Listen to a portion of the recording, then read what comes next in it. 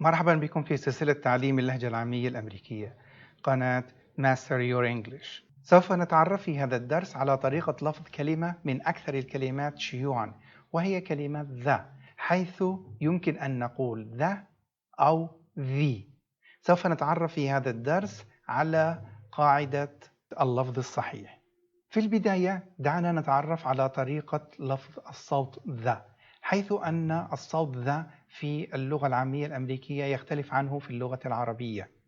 فلكي نتمكن من إخراج الصوت ذا بصورة صحيحة، يجب أن يخرج طرف اللسان من بين الأسنان ويلمس اللسان حافة الأسنان العلوية لمسا خفيفا دون أن تضغط الأسنان على طرف اللسان. وعند إصدار الصوت يحدث ذبذبات تشعر بها على اللسان، فنقول ذا.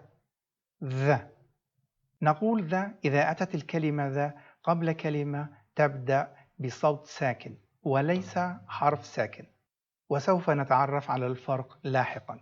فنقول the banana, the house, the car, the lab.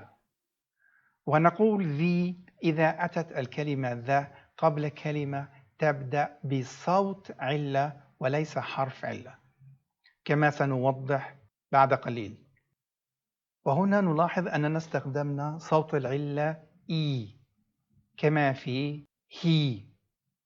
ولكن أيضا يجب أن نلاحظ أن لا نتوقف في الكلام، بل نصل الكلمتين معا بحرف يا. The other, the only, the end, the apple, the answer, the afternoon.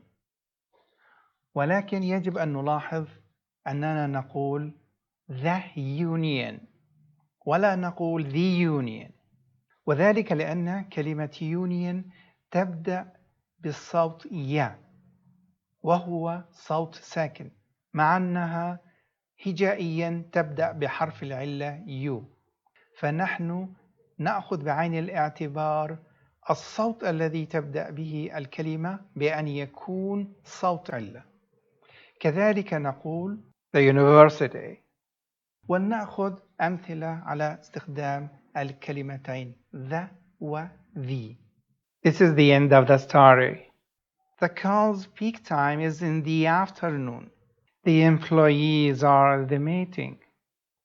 You're the only one who said the truth. He has the answer to the question.